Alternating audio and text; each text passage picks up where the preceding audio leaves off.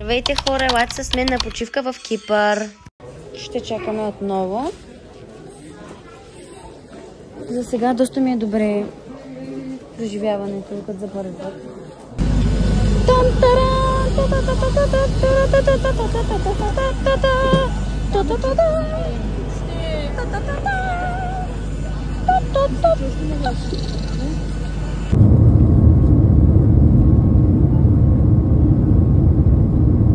Тук слизаме от самолета и вече сме пристигнали в Кипър.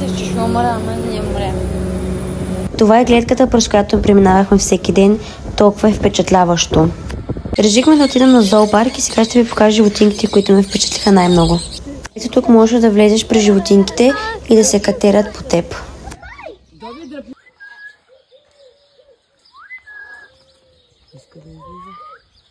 На следващия ден решихме да отидем на пътешествие с лодка.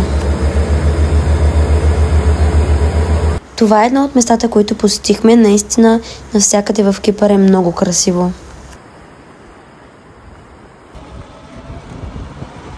Реших да поплувам малко вечерта, защото това беше последният ни ден там. Тук вече отиваме към летището и се подготвяме за нашето пътуване. Ето и кратки кадри от нашето пътуване обратно към България.